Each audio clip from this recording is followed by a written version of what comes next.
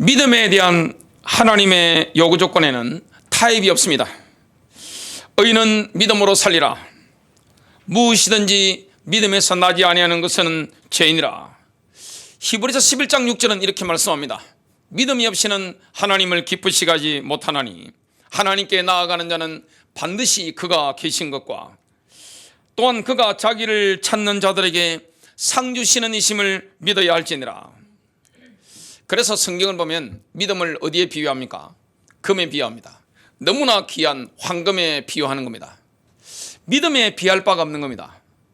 오늘 저와 여러분이 믿음을 가지면 어떻게 되느냐? 승리하게 됩니다. 믿음은 어떻게 오는가? 오늘 이 말씀을 들으면서 하나님이 주시는 믿음을 경험하는 시간 되시길 바랍니다. 믿음이 없이는 하나님을 기쁘시게 할 수 없습니다.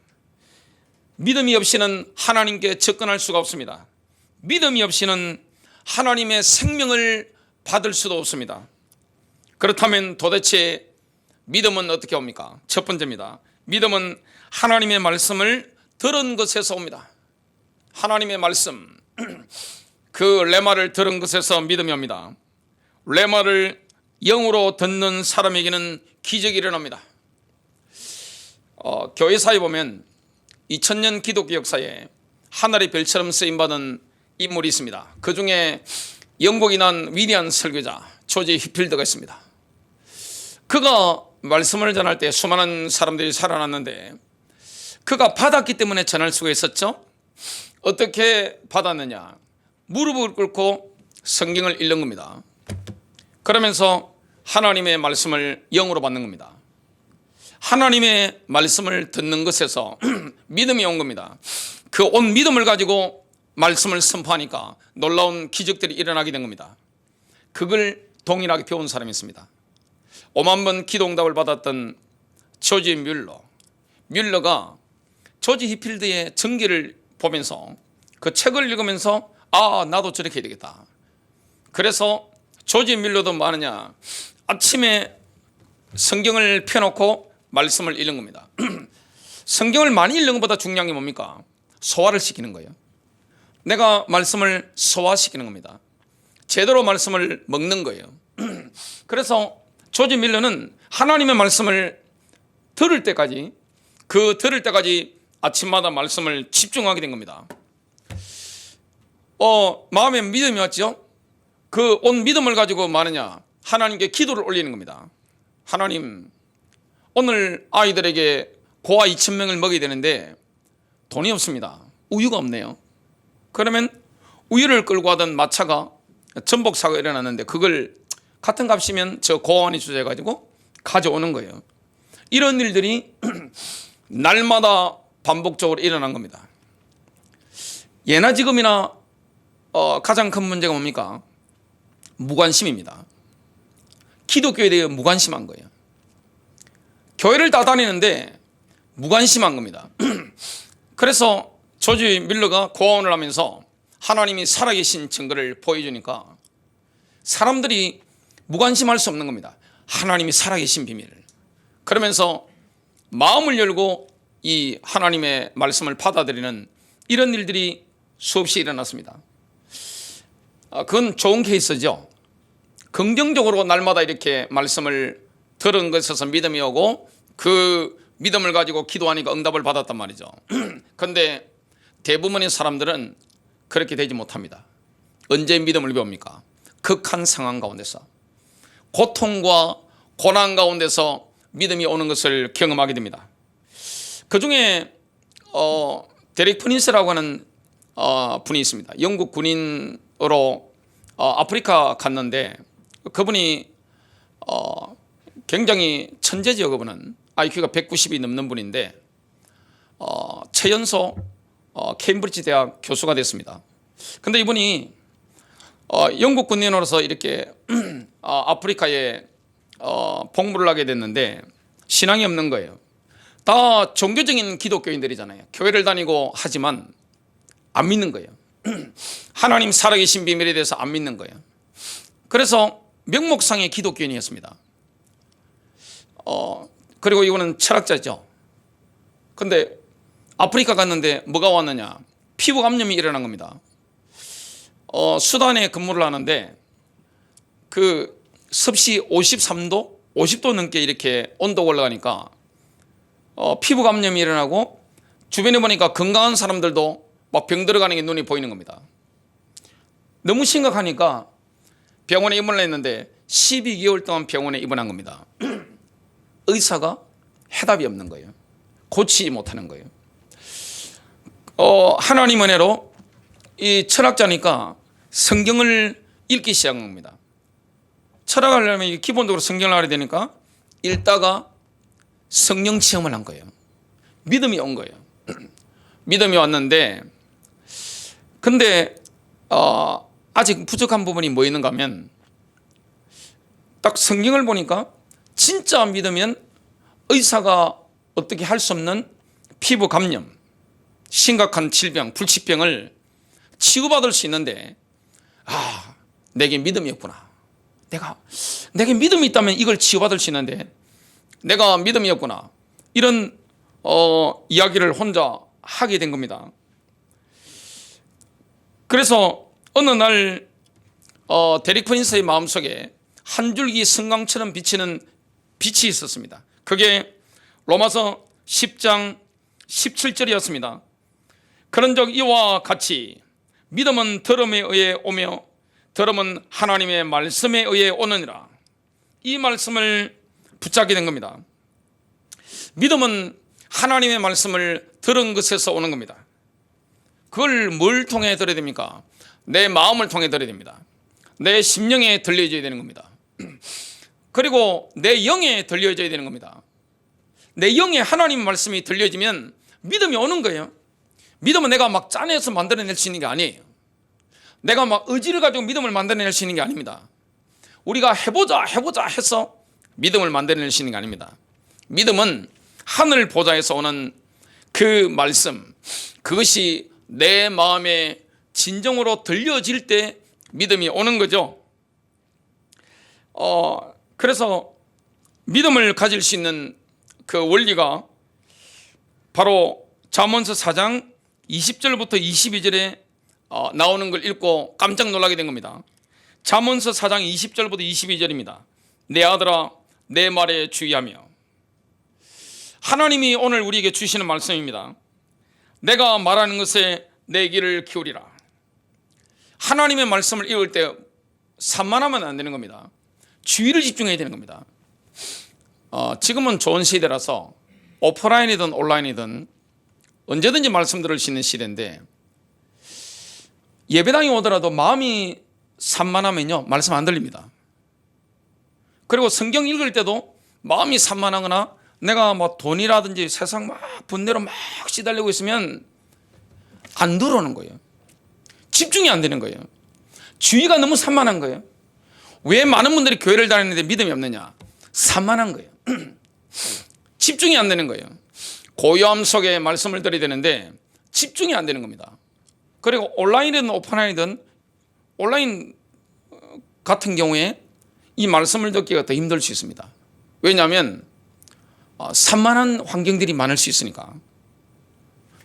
주의를 집중하라.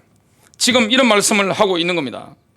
내 말에 주의하며 내가 말하는 것에 내 귀를 기울이라. 귀를 기울여야 됩니다. 모든 선입견을 내려놔야 됩니다. 열린 마음으로 말씀을 받아들여야 됩니다. 겸손함이 없이는 말씀을 받을 수가 없는 겁니다. 누가 말씀을 받습니까? 마음에 겸손함이 있어야 됩니다.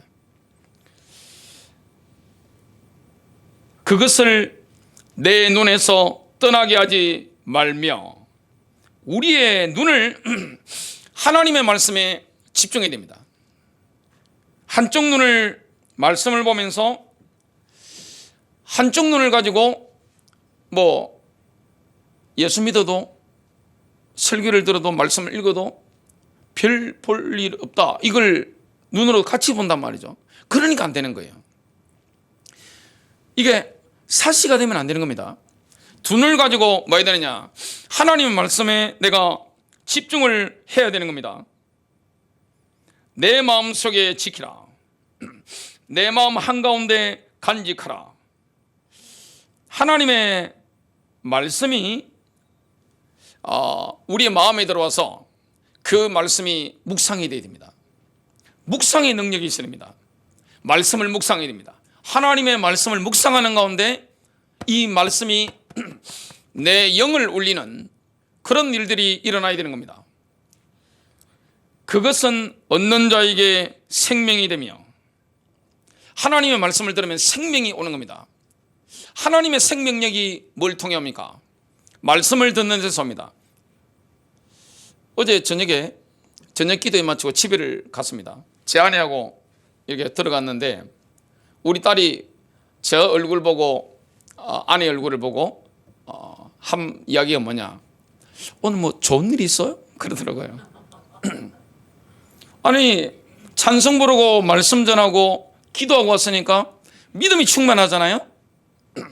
생명력이 충만하잖아요. 얼굴에 막 기쁨이 넘치잖아요.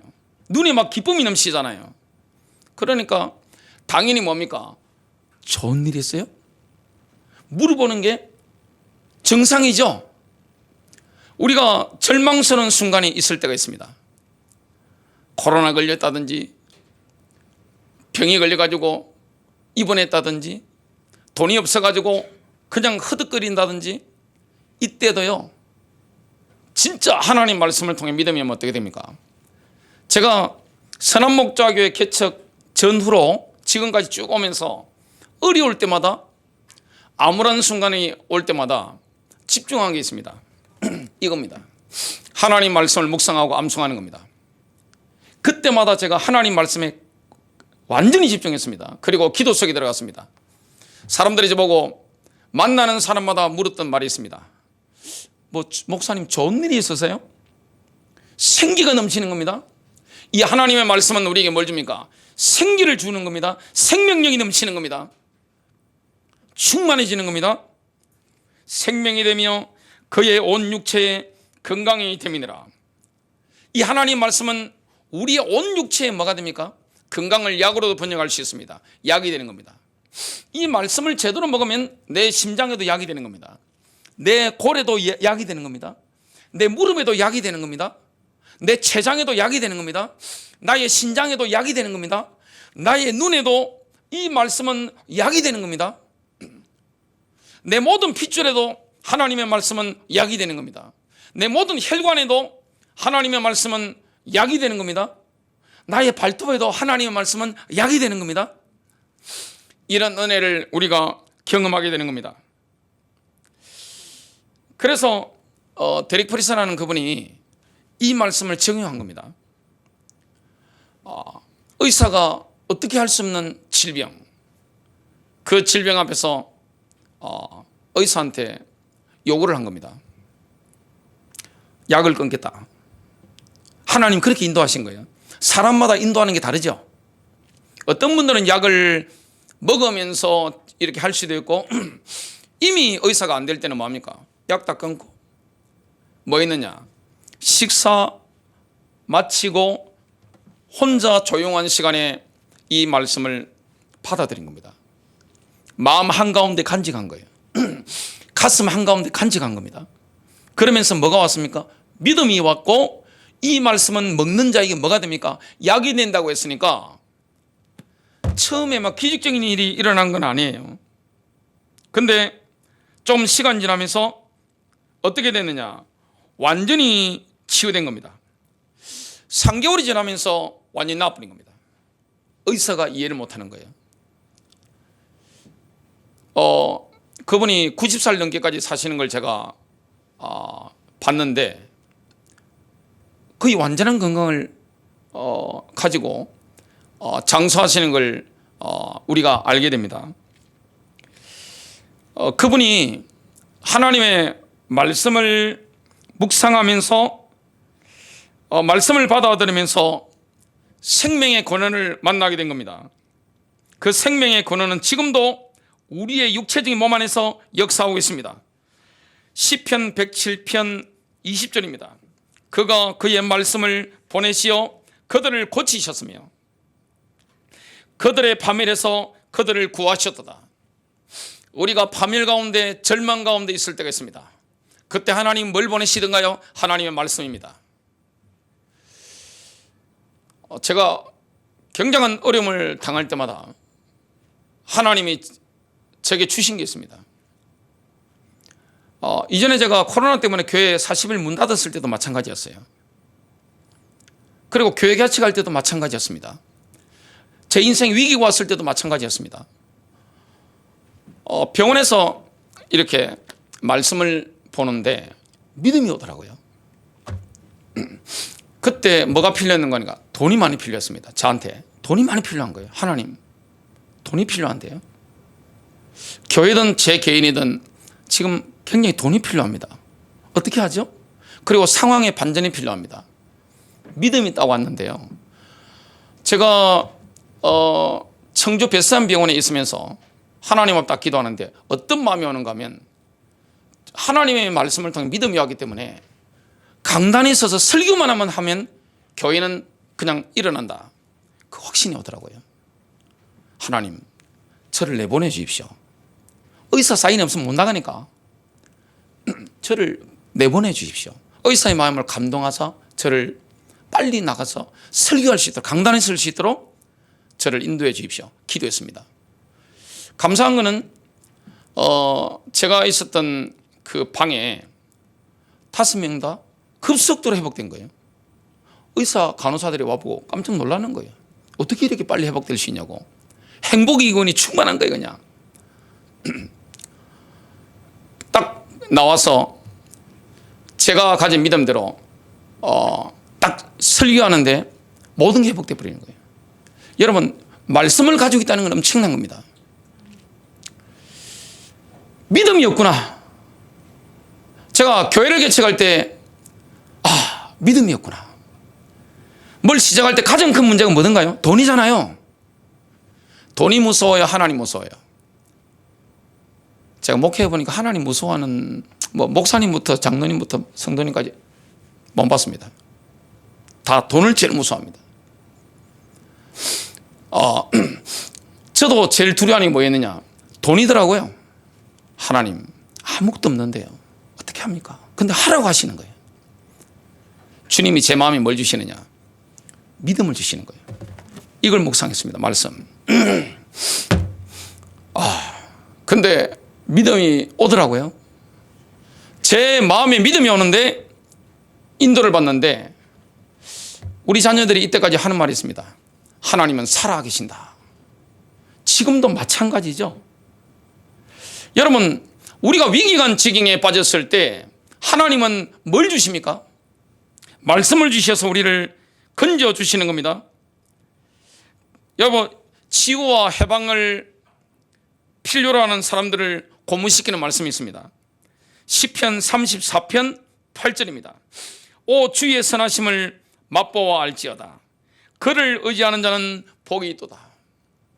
하나님을 의지하시기 바랍니다. 복이 있는 거예요. 두 번째입니다.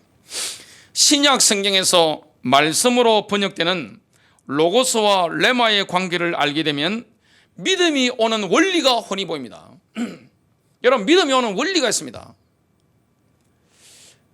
왜 두려워합니까? 믿음이 없기 때문에. 왜 조급합니까? 믿음이 없기 때문에. 그렇죠? 왜 안절부절합니까? 믿음이 없기 때문이죠. 내가 병들었을 때, 내가 돈이 없을 때, 내 상황이 너무나 암울할 때 왜 안절부절하죠? 왜 조급하죠? 왜 초조하죠? 여러분, 초조해지면 손바닥에 땀 얼마나 나는지 아십니까? 경험해 보시면 아실 겁니다. 손바닥에 땀이요 쫙쫙 흐릅니다. 근데 믿음이 오면 담대해집니다. 무서운 게 없어집니다. 진짜 믿음이 왔다. 사람이 안 무서워요. 그리고 돈이 안 무섭습니다. 환경이 안 무서워요. 죽어도 괜찮다는 답이 나옵니다. 평안합니다. 고요해집니다. 확신이 옵니다. 이건 내 능력이 아니에요. 저는 원래 유리 멘탈입니다. 굉장히 멘탈 약한 사람이에요. 그리고 갑을 염려하는 사람입니다. 제가 우리 집안의 내력이 뭐냐? 염려. 국제 챔피언입니다. 부모님한테 유전적으로 그리고 습관적으로 많이 배운 게 염려였습니다. 저희 아버지는 얼마나 염려가 뛰어나신가 하면 어릴 때 우리 딸이 겨우 이렇게 움직일 때, 걸어서 움직일 때 딸이 먹는 걸 보더니만 손녀를 향해서 딱 이렇게 자세히 관찰을 하시더만 저보고 하시는 말씀, 고기 먹이지 말해, 살찐대, 시집갈 때 힘들어. 저희 아버지 그런 분입니다. 저도 그런 사람이에요. 누가 무슨 말을 하면 수첩에 다 적어놓고 십몇 년 지나더라도 그걸 보면서 묵상하는 사람이에요. 요즘은 그런 거 안 합니다만은 제 성격이 그런 성격이에요. 뭘가 딱 짜여지지 않으면 움직이지 않는 성격입니다. 그런데 믿음이 없다는 걸 알았습니다. 여러분, 교회를 다니는 것과 내가 믿음 있는 건 다른 겁니다. 정말로 믿느냐? 로고스와 이 레마의 이런 관계를 알면 어떻게 믿음이 오는가, 이걸 우리가 이해할 수 있고, 날마다 승리할 수 있고 사건마다 승리할 수 있는 것이고, 인생의 길들에 하나님이 인도하시는 걸 경험하게 되는 겁니다. 로고스는 변하지 않는 하나님의 말씀입니다. 로고스는 시간이 시작되기 전 영혼 속에 확정된 하나님의 계획입니다. 로고스는 영원한 거죠. 시편 119편 89편입니다. 오 주여, 주의 말씀은 영원히 하늘에 세워졌나이다. 지상에서 일어나는 그 어떤 일도 하늘에 영원히 있는 이 말씀에 영향을 미칠 수 없습니다. 로고스를 변하게 할 수는 없는 겁니다. 반대로 레마는 성령님께서 영혼 속에 있는 로고스의 일부분을 끄집어내어 시간과 인간의 경험에 관계를 맺게 하는 방법입니다. 레마를 통해 로고스는 구체적인 것이 됩니다. 레마를 통해 로고스는 개인적인 것이 되는 겁니다. 그 레마는 말하다라는 뜻을 가진 동사에서 파생된 단어죠. 그래서 레마는 구체적으로 말로 표현된 단어라는 뜻입니다. 로마서 10장 17절, 그런즉 이와 같이 믿음은 들음에 의해 오며 들음은 하나님의 말씀에 의해 오느니라. 논리적으로 본다면 들려지기 위해서는 어떤 단어가 말해져야 되는 겁니다. 여러분, 우리가 성경을 보면 이 검은 글씨에 흰 바탕이죠. 그래가지고는 안 되죠. 만일에 우리가 잠언 4장 22절에 나오는 것처럼 하나님의 말씀은 육신의 건강이 되느니라, 이 말씀이 눈에 들어오고 마음에 들어오는 순간 확 달라지게 됩니다. 그래서 성령님께서 우리의 필요를 채워주는 그 말씀을 딱 집어서 뭡니까? 내게 개인적으로 내 필요에 딱 들려주시는 겁니다. 나의 삶에 어떤 영역이 있습니다. 그 영역에 말씀이 오는 거예요. 내가 몸이 아프다, 그 영역에 말씀이 오는 거예요. 경제적인 필요에 고린도서 9장 8절이라든지 이런 말씀들이 막 오는 겁니다. 그럼 내가 무기력했을 때 내게 능력 주시는 자 안에서 내가 모든 것을 할 수 있느니라, 이런 말씀들이 오게 되는 겁니다. 그래서 들리지 않으면 안 되는 거예요. 들리면 저와 여러분이 믿음이 와서 능히 승리하게 되는 겁니다.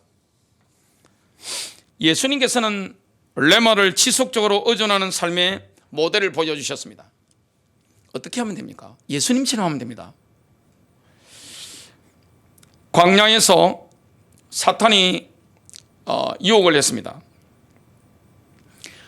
돌 가지고 빵 만들어 먹어라.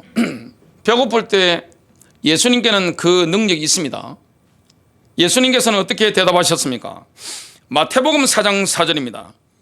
사람이 빵으로만 살 것이 아니요 하나님의 입에서 나오는 모든 말씀으로 사느니라. 하나님의 입에서 나오는 모든 말씀으로 사느니라. 여러분, 영적으로 활력 있게 살고 싶으세요? 들어야 됩니다.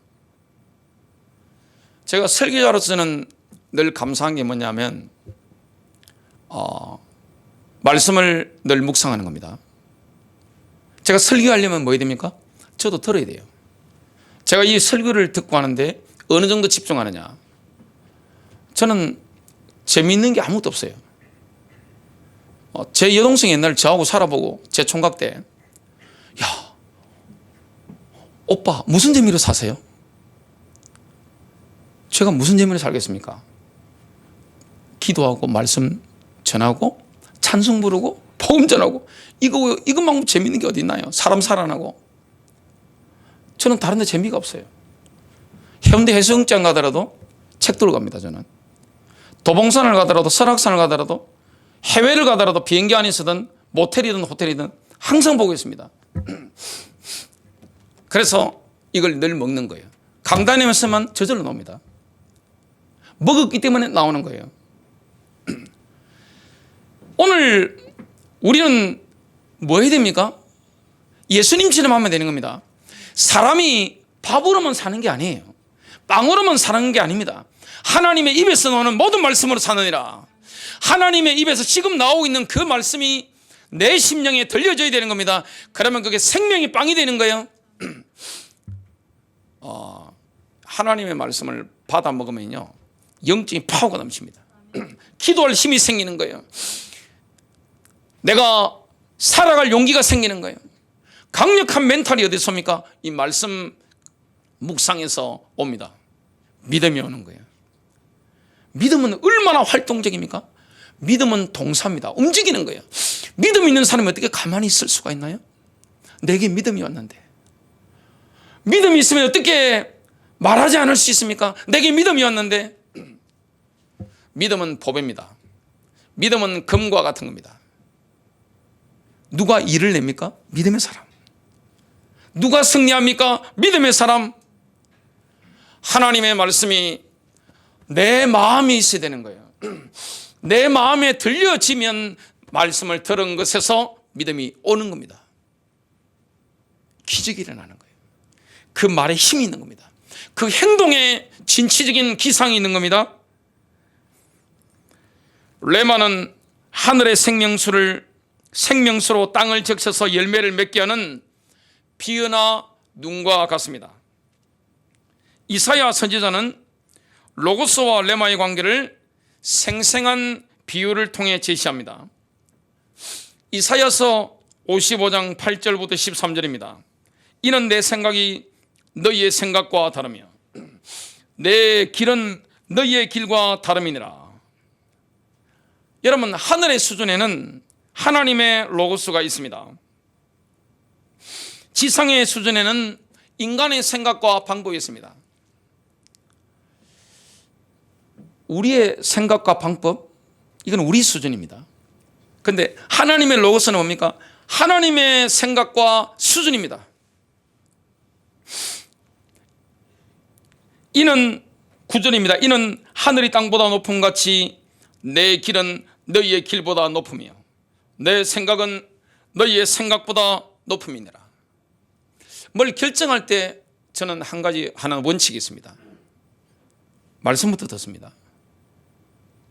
그리고 주일날 설교를 위해서 제가 얼마나 준비를 하느냐. 오늘 이렇게 3장을 준비했죠. 빡빡합니다. 제일 작은 글씨를 보니까 0.3포인트.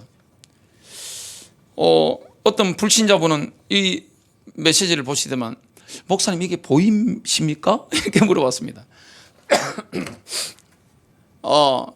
설교할 때는 이게 매이지 않습니다. 이거 없는 것처럼 설교를 하려고 합니다. 왜냐? 이미 들었기 때문에 나오는 거예요.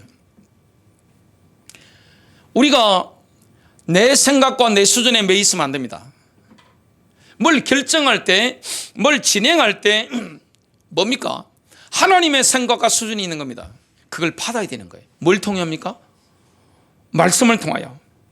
주님이 그렇게 우리에게 역사하시는 거죠. 그래서 인간이 자기 수준을 벗어나서 하나님의 수준으로 올라갈 수 있는 길은 없습니다. 하지만 하나님의 생각과 방법이 인간에게 내려올 수 있는 길은 있는 겁니다. 하나님께서는 어떻게 하십니까? 10절입니다. 이는 비와 눈이 하늘로부터 내려서 거리로 되돌아가지 아니하고 땅을 적셔서 소출이 나게 하며 싹이 나게 하여 파종하는 자에게는 종자를 주며 먹는 자에게는 양식을 줌과 같이 내 입에서 나가는 말도 이와 같이 헛되이 내게로 되돌아오지 아니하고 나의 기뻐하는 뜻을 이루며 내가 보낸 일에 형통함이니라. 하나님께서는 하나님의 입에서 나온 말씀이 하늘의 생명수를 땅에 내려주는 비와 눈과 같다, 이 말씀을 하시는 겁니다. 하나님의 입에서 나오는 그 말씀이 우리에게 생명을 주는 겁니다. 우리를 살려주는 겁니다. 우리의 인생길에 빛을 비춰주시는 겁니다. 그래서 믿음은 뭐합니까? 레마를 들음으로 오는 겁니다. 그러면 우리가 레마를 받아들이고 레마에 순종하면 그 레마는 내 삶에 하나님의 영광을 드러내는 열매를 낳습니다. 정말 이 레마를 받아들이잖아요. 그래서 저는 이 말씀을 듣는데 정신 산만하게 하는 걸 다 없애버립니다. 그냥 단순하게 삽니다. 제가 샤워할 때 뭘 사용했습니까? 비누 하나로 그냥 하고 끝내버립니다. 옷 입을 때 저는 그냥 걸치고 나옵니다. 별로 그런 데는 관심 없습니다. 하지만 날마다 제가 하는 게 뭐냐, 하나님의 말씀에 집중하는 데는 온 정신을 집중합니다. 그거 하기 위해서 교회 재정팀들이 알아서 하잖아요. 우리 집 재정 제 아내가 알아서 합니다. 저는 카드만 들고 다닙니다. 법인카드, 제 개인 카드, 신용카드 가지고 필요하면 쓰고 돈에 그냥 분리를 딱 시켜버렸습니다. 그러니까 결혼하고 지금까지 돈 때문에 걱정한 적이 없어요. 왜냐, 알아서 하니까 집사람이. 갖다 주는 거는 조금밖에 없는데 나가는 건 엄청 많더라고요. 그러니까 또 들어오는 게 엄청 많더라고요. 그래서 제 마음과 생각을 어디에 집중하느냐? 하나님 말씀에 집중합니다. 그게 예나 지금이나 동일하게 제가 하고 있는 겁니다. 딴 거 중요한 게 있습니까? 하나님의 사람이 말씀과 기도에 집중하는 거 외에 중요한 게 있나요? 이게 제가 여러분들을 섬기는 방법이고, 그리고 인류에 이바지하는 길이라 저는 믿기 때문에 저는 거기에 모든 걸 집중을 하고 있습니다. 그러니까 누가 제일 은혜 받겠어요? 제가 은혜 받습니다. 들으면서 얼마나 은혜 되는지 몰라요. 어떻게 이런 말씀을 주실 수 있을까? 그리고 전하면서 은혜 됩니다. 제가 듣잖아요. 제가 설교하면 지금 듣잖아요. 그리고 은혜 받고 있는 여러분들 보면서 제가 은혜가 됩니다. 그리고 은혜 받은 여러분들을 통해서 여러분들이 말하는 걸 들으면서 또 전달되는 걸 보면서 제가 은혜를 받습니다. 이 말씀은 살아있는 겁니다. 너무나 놀라운 말씀인 것을 보게 됩니다. 그래서 이사야서 55장 오늘 11절부터 읽어보겠습니다. 12절 13절 어떤 활동을 낳느냐, 레마를 받기만 하면요, 너희는 기쁨으로 나아가며 평안히 인도함을 받을 것이요, 산들과 언덕들이 너희 앞에서 노래를 바라고 들의 모든 나무가 손뼉을 칠 것이며 잣나무는 가시나무를 대신하여 나며 화석류는 찔레를 대신하여 날 것이라. 이것이 여호와의 기념이 되며 영영한 표징이 되어 끊어지지 아니하리라. 레마를 받아서 내가 나가면 어떻게 됩니까? 내 삶에 변화가 일어납니다. 쓸모없는 것들이 쓸모있게 되는 겁니다. 죽은 현장이 치유되는 겁니다. 썩은 영혼이 정화되는 거예요. 이 말씀의 능력이라는 것은 참으로 놀라운 겁니다. 세 번째입니다. 다윗과 마리아를 보면 레마가 오는 방식과 레마가 만들어내는 결과를 명확하게 알 수 있습니다. 다윗은 내전에서 승리했죠. 사울 왕의 그 팀들, 그 아들의 팀들과 내전을 벌였죠. 승리했습니다. 그러니까 전쟁 가운데 승리하니까 평안과 번영을 누리고 있었습니다. 근데 뭐가 갑자기 눈에 들어오느냐? 자신의 궁전이 너무나 호화로운 거예요. 세계 최고의 나무가 백향목이죠. 자기는 백향목집에 가고 있는데 하나님의 성막은 초라하게 노천에 있는 거예요. 양심에 찔리는 거예요. 자기 집은 이렇게 백향목에 의리의리하게 화려한데 우주의 왕에 거하시는 그 다윗의 장막이 텐트에 있는 거예요. 마음에 찔렸습니다. 그래서 나단 선지자에게 이렇게 말합니다. 역대상 17장 1절입니다. 보라, 나는 백향목 집에 거하니 주의 언약궤는 휘장 밑에 머무는도다. 나단이 그렇게 하시자면서 따뜻하게 격려합니다. 그러나 바로 그날 밤에 하나님의 말씀이 다르게 임합니다. 역대상 17장 4절입니다. 너는 나를 위해 거할 집을 건축하지 말라. 10절, 또 주가 너를 위해 집을 세우리라고 내가 내게 말하노라. 하나님의 생각과 하나님의 방법은 인간의 생각과 인간의 방법과는 차원이 다른 겁니다. 여러분, 우리가 내가 고민해서 생각하고 내가 이 길을 가야 되겠다, 내가 이 일을 해야 되겠다, 이렇게 막 짜내잖아요. 굉장히 수준 낮은 겁니다. 하나님이 가진 생각과 방법이 있습니다. 하나님의 방법은 우리 방법과 다른 거예요. 하나님의 수준과 우리의 생각은요, 깊이와 높이와 넓이에서 차원 자체가 다른 거예요. 다윗이 하나님을 사랑하는 마음이 얼마나 큽니까? 그러나 하나님은 더 놀라운 계획을 가지고 계셨습니다. 역대상 17장 18절에 보면 하나님이 영원히 지속될 다윗 왕조를 세울 것을 말씀하신 이후에 레마를 들은 이후에 다윗이 보인 반응이 나옵니다. 다윗 왕이 가서 주 앞에 앉은 겁니다. 여러분, 권력이 10년 가기가 어려워요. 우리나라 정치가 역동적이죠. 와, 영원히 우리 당이 집권한다는데 바로 뺏겼잖아요. 그런 경우가 얼마나 비일비재합니까? 근데 다윗의 이 왕권이 영원히 간다는 거예요. 상상해도 됩니까? 그런 게 지구상에 없잖아요. 그래서 너무나 어마어마한 말씀을 받았기 때문에 다윗 왕이 뭐합니까? 가서 주 앞에 앉는 겁니다. 듣고 나니까 너무 엄청난 말씀을 들어가지고 이걸 마음에 받아들이는 거예요. 내적인 생명의 내적 센터로 들어가도록 이게 만드는 거예요. 듣다 보니까 믿음이 온 겁니다. 믿음이 오고 나서 다윗 왕이 하나님의 면전에 조용히 앉은 채로 이렇게 대답합니다. 역대상 17장 23절. 그러므로 주여, 이제 주께서 주의 종과 그의 집에 관하여 말씀하신 그 일을 영원토록 굳게 세우시오며 또 주께서 말씀하신 대로 행하사 레마가 성취되는 데는 그 어떤 인간의 조직 권력도 못 막습니다. 막을 길이 없는 거예요. 천하무적이 되는 겁니다. 1000년의 시간이 흘러서 나사렛에 살던 젊은 여인 마리아에게 대천사 가브리엘이 나타나서 하나님께로부터 레마를 전달합니다.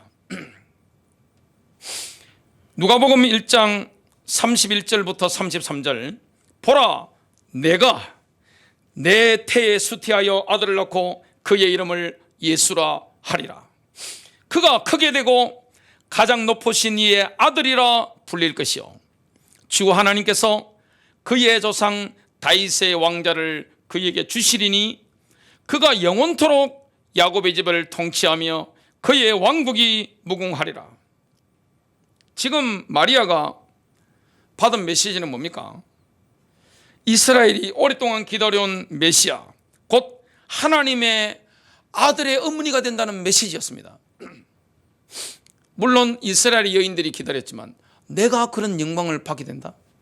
이 당시 마리아의 나이가 10대입니다. 한국 나이로 친다면 13세에서 16세 정도밖에 안 됩니다. 10대 중후반으로 볼 수 있죠. 많이 잡아도. 근데 이 마리아 한번 보세요. 얼마나 믿음이 좋아요. 마음을 열고 이 엄청난 메시가 자기 마음에 들어오도록 하는 거죠.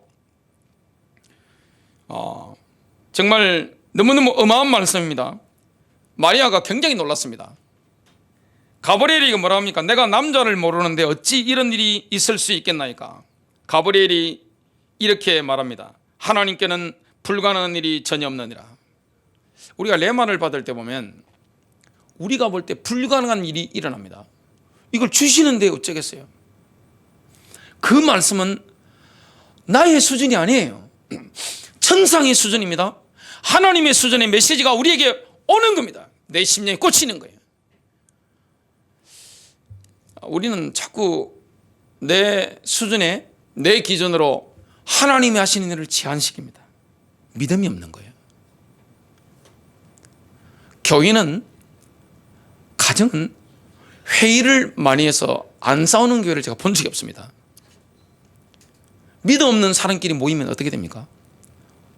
내 생각이 옳죠. 근데 믿음 있는 사람끼리는 어떻게 됩니까? 회의를 해야 됩니다. 지혜가 모아지는 겁니다. 폭발적 역사가 일어나는 겁니다. 믿음이 있어야 됩니다. 이 마리아가 레마를 들음으로 믿음이 왔죠.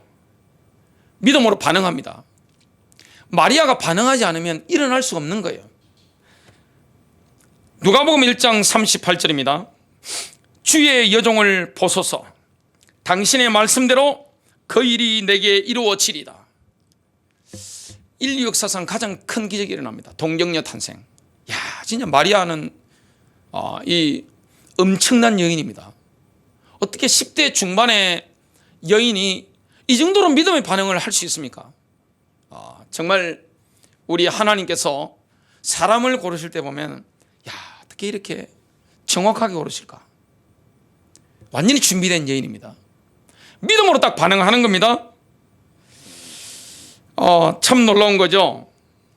예수님의 탄생 기적이 마리아의 믿음의 반응에 달려 있다고 하는 것에 의문을 제기할 수도 있는데, 시간이 지나고 엘리사벳이 마리아에게 건넨 인사말이 있습니다.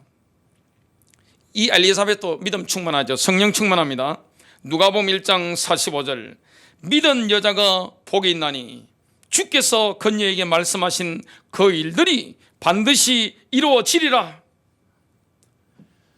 주께서 그녀에게 말씀하신 그 일들이 반드시 이루어지리라. 하나님이 말씀하신 그 일은 반드시 이루어지리라. 결론 맺습니다. 날마다 레마가 들린다면 반드시 승리합니다. 믿음이 있으면 되는데 왜 믿음이 없습니까? 못 듣는 거예요. 너무 산만한 거예요. 너무 마음이 복잡한 거예요. 너무 돈 때문에 시달리는 거예요.